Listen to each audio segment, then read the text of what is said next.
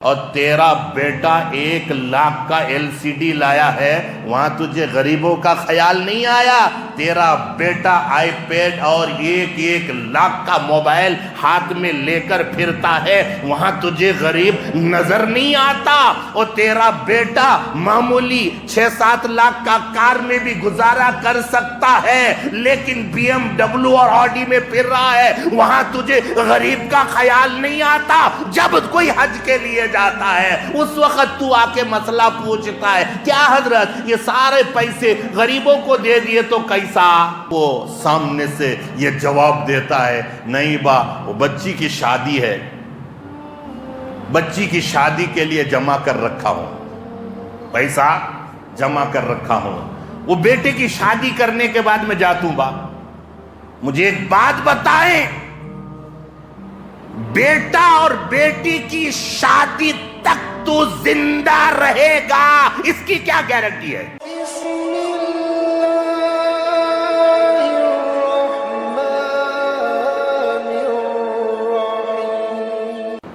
وَدَاعِيًا إِلَى اللَّهِ بِإِذْنِهِ وَسِرَاجًا مُنِيرًا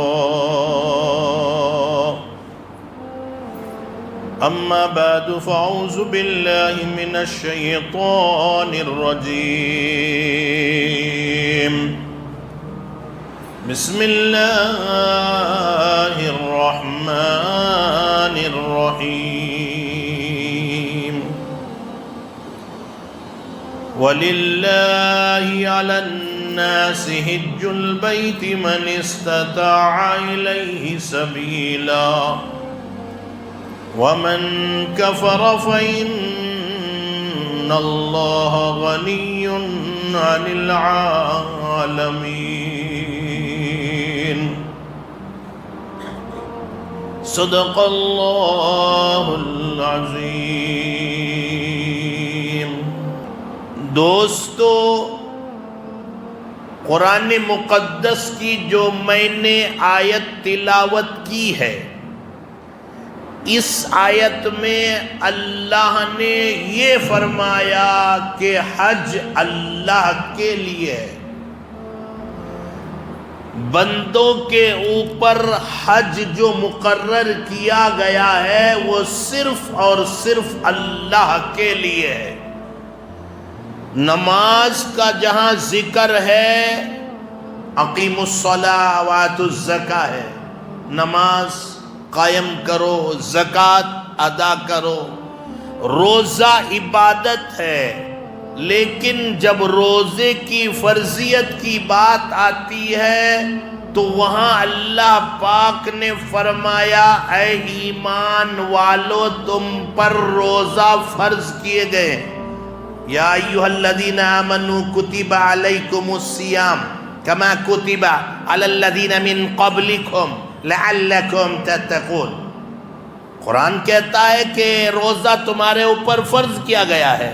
اللہ روزے کی فرضیت کو جب ذکر کرتا ہے، اسی طرح سے فرض ہے تمہارے اوپر روزہ جس طرح سے تم سے پہلی امتوں کے اوپر روزہ فرض تھا، لعلکم تتقون، تاکہ تم لیکن جب بات آتی ہے حج کی تو اللہ نے فرمایا وَلِلَّهِ عَلَى النَّاسِ حِجُّ الْبَيْتِ،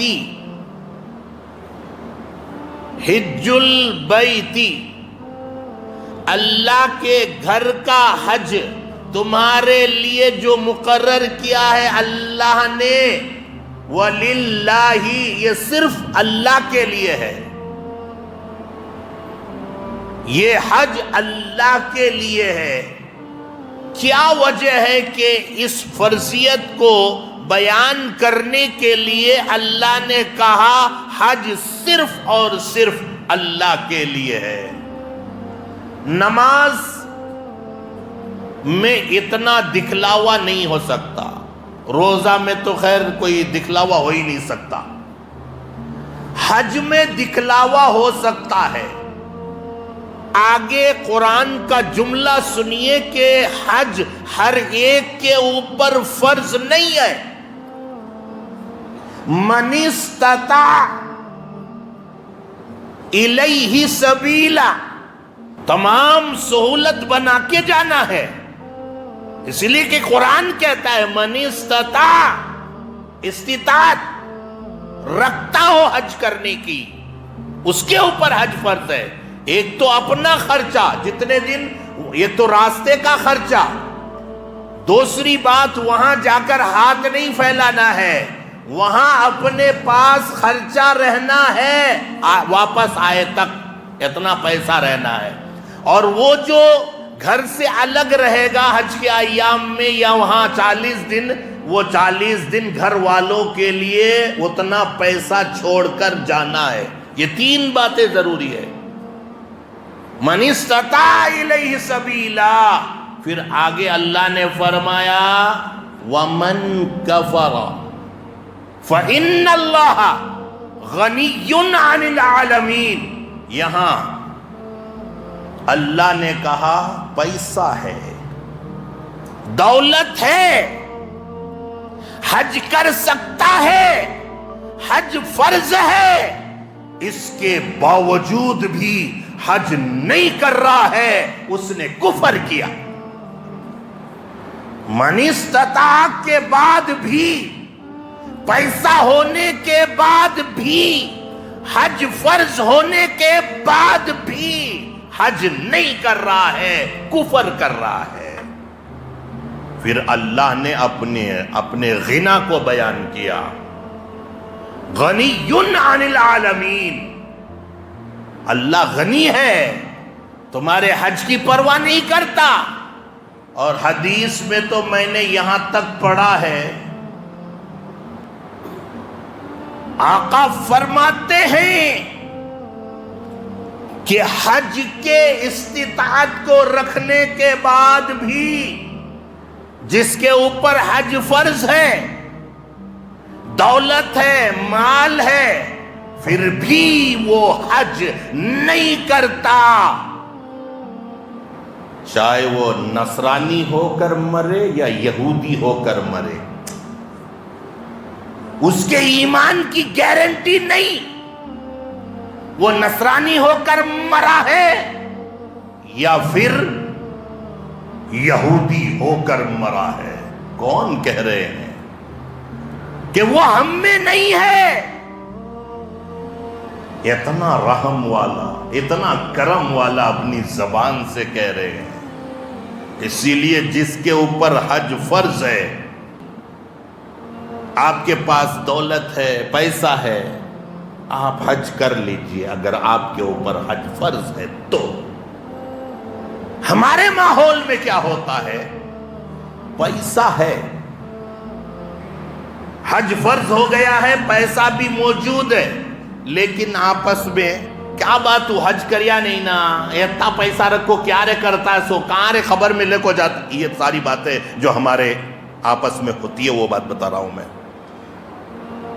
کئی سارے تو حج کریا نہیں نا با، خبر ملے کو جاتا کہ ارے پیسوں کو، اپنی دولت کو، اپنے گھر کو کیا رے کرتا سو، کئی کو رے حج نہیں کریا، تو وہ سامنے سے یہ جواب دیتا ہے نہیں با، وہ بچی کی شادی ہے، بچی کی شادی کے لیے جمع کر رکھا ہوں، پیسہ جمع کر رکھا ہوں، وہ بیٹے کی شادی کرنے کے بعد میں جاتا ہوں با، مجھے ایک بات بتائیں، بیٹا اور بیٹی کی شادی تک تو زندہ رہے گا، اس کی کیا گارنٹی ہے؟ تیرے پاس کوئی زندگی کا سرٹیفکیٹ ہے، زندگی کی سند ہے کہ تو اتنے دنوں تک زندہ رہے گا؟ فرعون اتنا دولت مند بادشاہ، یہاں تک کہ خدائی کا دعویٰ کرنے والا، اسے معلوم نہیں، وہ شداد چلا گیا، حمان چلا گیا، بڑے بڑے بادشاہ چلے گئے، یہاں تک کہ انبیاء بھی اس دنیا میں نہیں رہے، تو تیری کیا گارنٹی ہے کہ تو بچے کی اور بچی کی شادی تک زندہ رہے گا؟ تیرے اوپر حج فرض ہے تو اب یہ ضروری ہے کہ تو حج کر لے۔ بعض لوگ کیا کرتے ہیں، نہیں با ابھی میری عمر ہی کی عادت ہے کرنے کے سارے کام کرتا ہے نالائق. جب حج کی بات آتی ہے نہیں با ابھی میری عمر ہی کیا 50 سال کے بعد جاتو با حج کرنے 60 سال ہو جان دو حج کرنے جاتو. نہیں میرے بھائی یہ تمہاری سوچ غلط ہے. اگر حج کرنا ہی ہے جوانی میں حج فرض ہو گیا ہے تو یہ فرض ادا کرنے کے لیے بڑھاپے تک انتظار نہ کرو. یہ تمہاری سوچ غلط ہے. جس وقت حج فرض ہو گیا ہے اور من استطاع الیہ سبیلا اگر تمہارے پاس موجود ہے پیسے جانے کی سہولت ہے تو فوراً حج کر لو. جوانی میں حج کرنے میں مزہ ہی کچھ اور ہے. میں نے وہاں دیکھا ہے بہت سارے ہمارے عمر دراز کو حضرت وہ میرے کنکر لے کر چل جاؤ حضرت کنکریاں شیطان کو مارنے کے لیے دوسرے کو ایسو بات بتا رہا ہوں بات گرچہ کروی ہے مگر سچی ہے. ہمارے پاس پیسہ ہے باپ کو حج کرانا ہے ماں کو حج کرانا ہے بھیج دیے. وہاں بیچارے بوڑھے کہیں گم جاتے ہیں ادھر ادھر ہو جاتے ہیں 2-3 دن تک پریشان ہوتے ہیں. حج کے ارکان کہاں سے ادا کریں گے وہ؟ اگر حج فرض ہے تو فوراً جوانی میں حج ادا کر لو. کرنے میں بڑا مزہ آئے گا اسی لیے کہ یہ عبادت ہے. یہ عبادت کو اسی طرح سے ادا کرو جس طرح سے عبادت کو ادا کرنے کا حق ہے. اچھا حج کرنے کے بعد کیا ہوتا ہے؟ اب حدیث یہ کہتی ہے کہ جو انسان حج کر لیتا ہے وہ ایسا ہی ہے جیسا کہ ماں کے پیٹ سے ابھی ابھی پیدا ہوا. کیا مطلب؟ ماں کے پیٹ سے کوئی بچہ پیدا ہوتا ہے بچے نے گناہ نہیں کیا گناہوں سے بالکل پاک صاف ہو جاتا ہے. اسی طرح سے حج کرنے والا گناہوں سے پاک صاف ہو جاتا ہے. حدیث یہ کہہ رہی ہے. اب میں جو بات کہنے چلا ہوں یقیناً کڑوی ہے مگر آپ میرے اپنے ہیں اسی لیے بتا دیتا ہوں. اگر کسی کو کڑوی لگتی ہے تو مجھے بھائی سمجھ کر معاف کر دیں. حدیث اپنی جگہ صحیح ہے. کن لوگوں کے لیے ہے وہ حدیث؟ اب ہمارے یہاں کیا ہوتا ہے اس کا مال کھایا اس کو ڈبایا اس کے گھر میں قبضہ کیا اس کی زمین کو قبضہ کر لیا اس سے قرضہ لیا اس کو ڈبایا اس کو ڈبایا سارا مال اپنا ان کا مال ان کا مال سارا مال اپنا قرضہ لے لیا دینے کا نام ہی نہیں. رہی کہاں چل جا رہا ہوں گاؤں میں چھونی کیا کہتا رہے تیرا. یعنی جو بیچارہ قرضہ دیا ہے اسی کے اوپر روب داری. ہاں وہ کون کے حج کے لیے جاتے تھے کہتے امام صاحب کو معلوم انہیں چھوٹے بھائی کا 2 سائیڈاں اپنے نام کروا لیا ہے. بابا دیکھو گئے تھے جو جائیداد جو زمین وہ بھی اپنے نام پہ کروا لیا ہے. چھوٹے بھائی کے حصے میں کیا ابھی نہیں ہے پورا اپنے نام اپنے بیوی بچوں کے نام کروا لیا ہے. امام صاحب سے ملنے آیا حضرت السلام علیکم. حضرت بولے وعلیکم السلام بھائیو حضرت حج کرنے جا رہا ہوں دعا کرو. تو امام صاحب بھی ذرا میرے جیسے کوئی تھے وہ کہنے لگے بھائیو ایک بات سمجھ میں نہیں آ رہی ہے حج کو جانے سے پہلے ان کا مال دے دینا چاہیے ان سے معاف کرا لینا چاہیے جس سے تمہیں لیے ہیں معافی تلافی کر لیے. جاؤ حضرت تم نہ کیا معلوم وہ بھائی کے سائیڈا جو تمہیں بولی نہیں لیا ہوں نہیں ان کی زمین لے کو کھا گیا ہوں نہیں میں ان کا پیسہ ووچ معاف کرانے کے لیے حج کو جارو کرے. دوسروں کا پیسہ کھا کر وہاں معاف کرانے جا رہا ہے. شرم نہیں آتی؟ اگر دوسروں کا مال زبردستی لے کر ان کی زمین کو قبضہ کر کے ان کا مال غیر غلط طریقے سے اپنا بنا کر حج کرنے گیا ہے، تو ایک نہیں 100 حج کر لے، یہ ربانی کہتا ہے تیرا حج قابل قبول نہیں ہے۔ ہمارے ماحول میں ایک بات اور سامنے آتی ہے، بعضے لوگ کیا حضرت انہیں بار بار دیکھے گا تو عمرہ کو جاتا ہے، بار بار دیکھے گا تو حج کو جاتا ہے، تمہیں وہاں ممبر پہ بولتی ایک ہی مرتبہ زندگی میں حج فرض ہے، انہیں بار بار جا رہا ہے نا، یہ کاسا کیا تمہیں غریبوں کو دے دیے تو کیسا؟ یہ تمہاری سوچ یہاں بھی غلط ہے۔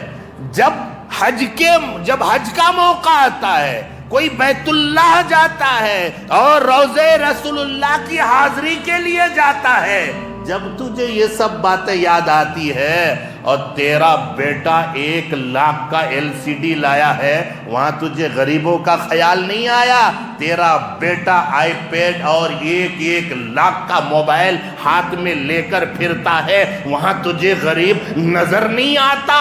اور تیرا بیٹا معمولی 6-7 لاکھ کا کار میں بھی گزارا کر سکتا ہے، لیکن BMW اور آڈی میں پھر رہا ہے، وہاں تجھے غریب کا خیال نہیں آتا؟ جب کوئی حج کے لیے جاتا ہے اس وقت تو آ کے مسئلہ پوچھتا ہے کیا حضرت یہ سارے پیسے غریبوں کو دے دیے تو کیسا؟ میں یہ نہیں کہتا کہ غریبوں کو مت دو، تھوڑے غریب غربا کو بھی دے کر اور جاتے ہیں لوگ، ایسی بات نہیں ہے کہ نہیں جاتے ہیں، میں نے دیکھا بھی ہے، لیکن یہاں ان کو مسائل یاد آتے ہیں۔ اپنے گھر میں جو لاکھوں روپے ادھر ادھر برباد ہو رہا ہے وہاں غریب یاد نہیں آتا۔ اور سنیں، انسان میں نے کہا جب حج کر کے آتا ہے تو گناہوں سے بالکل پاک صاف ہو جاتا ہے، شرط یہ ہے کہ وہ پاک صاف پیسوں سے حج کرے، پیسہ مشکوک نہ ہو، مشکوک تو حرام پیسہ، جن پیسوں میں شک ہے کہ یہ پیسہ حرام کا ہے کہ حلال کا، ایسے پیسوں کو بھی حج میں استعمال نہ کرے، میں خود کہتا ہوں یہ، اس لیے کہ وہ عبادت ہے۔ جب تیرے اوپر حج فرض ہے اور عبادت حرام کی کمائی سے کرے گا تو اللہ کہاں سے قبول کرے گا؟ جس کو ذرے ذرے کا علم ہے وہ تیرے مال کو نہیں دیکھتا رب کہ تو نے کیسا کمایا، کس طرح سے وہاں پہنچا؟ بہرکیف جن کے اوپر حج فرض ہے ان کو چاہیے کہ وہ اچھے پیسوں سے کرے۔ یہاں